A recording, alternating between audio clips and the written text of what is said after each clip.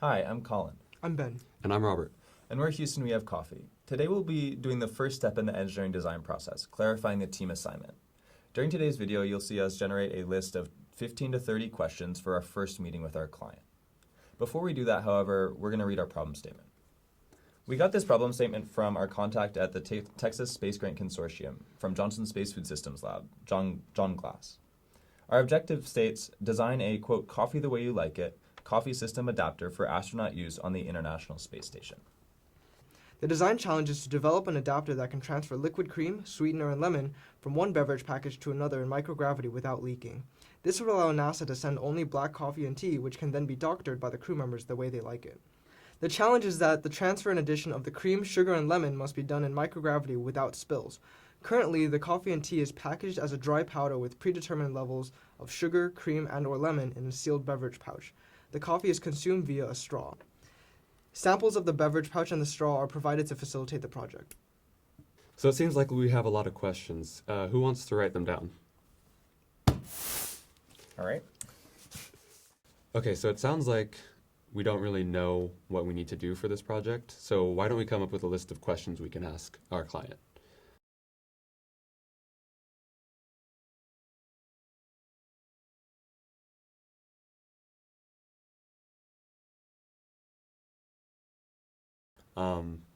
First off, I guess John Glass is our client, so we should be looking into him. Or we got it from him, but I don't know if he's our client. So he was just the guy that was listed on the Texas Space Grant Consortium contact list, but he might not be our client. So we should ask probably him whether that's actually true.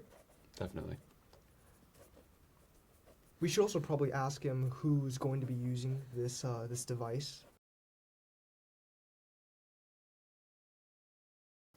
We should also definitely ask him what he definitely wants in the project and some of the things that he thinks he would like but aren't really necessary. The wants versus the needs. Okay.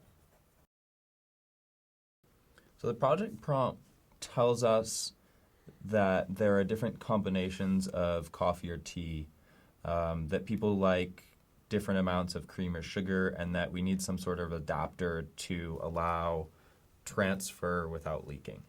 So maybe we should talk about what specific, liquids it would be moving, or the criteria about, size and weight, that kind of thing.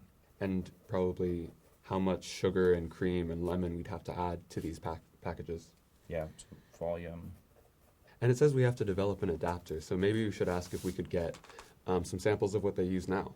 What does transferring really mean? It also makes a point in the problem statement that it has to be done without spills. Maybe we can ask him why that is.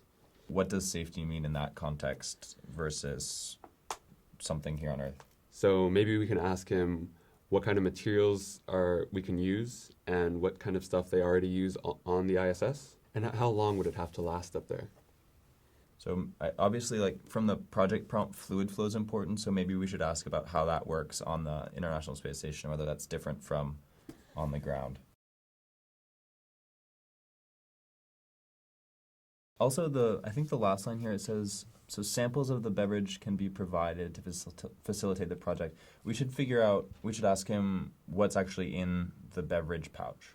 So, and whether they have different types of them, or whether it's standardized, or how the coffee or the tea work. Mm-hmm.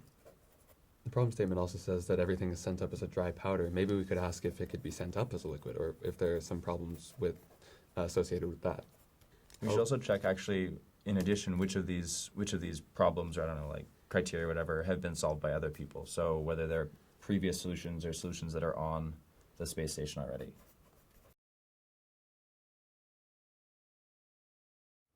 So you mentioned the microgravity. Maybe we could ask our client if there's a way to test things in microgravity. Maybe we could get a ride on the vomit comet. That'd be the dream. Space things, I think it's going to be important to get a mentor who knows something more than we do about how things work in microgravity. Maybe with, I don't know which department would have people. Well, we should probably ask our TA. We should also ask him what our budget is for this project. If he has anything extra, or if we're just given to work with what we have already. And what timeline he expects us on. So is this the only time we're meeting with John, or? I think we're going to be meeting with him regularly just so we can give him some updates. Okay, so we should probably get his contact information and then maybe set up a schedule of meetings for the semester so that we can figure out when we're going to go visit him or he'll come to us.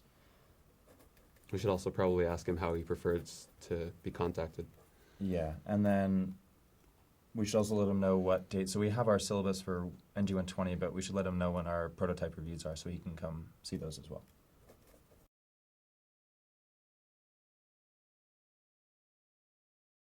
Okay, so it looks like we have a pretty thorough list of questions that we've compiled for our meeting.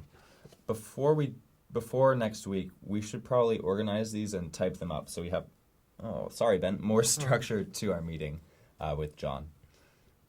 Yeah, and I think we probably want to look presentable, so suit up. We should probably suit up. Sounds good.